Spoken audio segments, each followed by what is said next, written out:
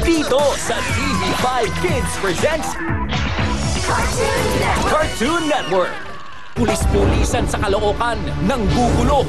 Boy ka na ng pulis kung yung pulis nga, NBI kapag nagre-raid, pati PDEA, nagkikipag-coordinate sa barangay, ikaw chimoy ka lang, hindi ka mag-coordinate sa barangay? Sino ka ba? Wanted, bukas pagkatapos ng aksyon journalismo sa TV5. Hey, ikaw pa! Sino ka ba? I was hoping and praying. Sabihin natin I was praying na hindi naman ganyan kadali. Vice President Jejomar Binay never say die pa rin para mailigtas sa 3 OFW na bibitayin sa China sa Atlanta.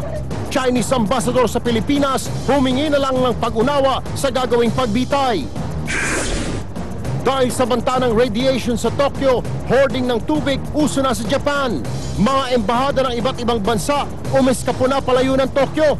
Pero embahada ng Pilipinas wala pang balak mag-alsa balutan. Mag-asawang Jacinto at Erlinda Ligot gusto lang ipakulong ng Senado matapos hindi siputin ang pagdinig sa Senado kanina. Sa Aksyon Metro, babaeng radio anchor patay sa ambush sa Malabon. Hinold up na babae, nabagok ang ulo at tinamaan ng amnesya. At magkumpare, nagpaluan dahil sa biruan sa kanilang putotoy. Pakikipagtalik deadly nga ba ayon sa isang pag-aaral sa Amerika? Vice President Binay naungusan na si Pinoy sa listahan ng pinagkakatiwalang opisyal ng gobyerno. Azkals, sureball nga ba ang panalo laban sa Bangladesh? At sa showbiz aksyon, pakikiramay bumuhos kasunod ng pagpanaw ni Elizabeth Taylor. At mga ordinaryong bahay na gagawing dream house, mangyayari na sa pinakabagong TV5 show na Extreme Makeover Home Edition. Sa Makata Super Video, ako na magtuliap sa pagsilang ng giraffe at humandang mamindang sa discarded takbang na peligro'y nakaabang.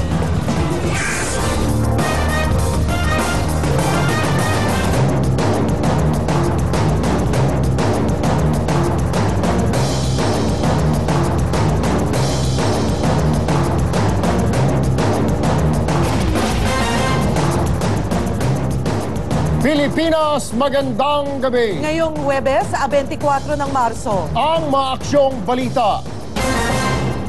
Simulan natin ang aksyon sa Malabon. Tinambangan ng 3 di pa nakikilalang mga sospek ang isang babaeng radio anchor. Posible raw na may kinalaman sa trabaho niya o sa kanyang papel sa Homeowners Association ang pagpatay sa kanya. Romel Lopez, ikwento mo. Ang bait ng pamangkin ko, bakit ginawa nila ng ganyan? Ito na lang ang nasabi ng tiyahe ng DCMA anchorwoman na si Marlena Flores Sumera. Hindi na umabot ng buhay sa ospital si Sumera dahil sa isang tama ng bala sa ulo. Bandang alas 9:30 kanina, naglalakad si Sumera mula sa bahay niya sa Silonian Street, Barangay Maysilo, Malabon, papasok sa trabaho.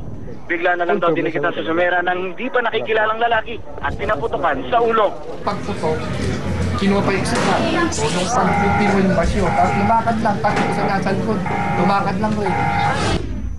Bukod sa pag-host ng public service program sa radyo, aktibo rin si Sumera sa kanilang Homeowners Association. Isa raw siya sa humaharang sa mga development project sa kanilang lugar na maaaring makaapekto sa mga residente. So tinitingnan natin kung ano talaga yung possible na motibo sa pagpatay sa kanya. Pinaghahanap na ng mga otoridad ng mga suspect. Bumuo na rin ang grupo ang Northern Police District para mag-imbestiga sa kaso. Definitely this is a priority case at magkatayo tayo ng Special Investigation Task Group dito sa buong distrito. So tutukan natin mabuti yung krimen.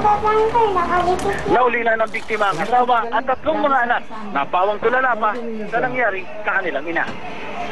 Mula rito sa Malabon, Romel Lopez, News 5.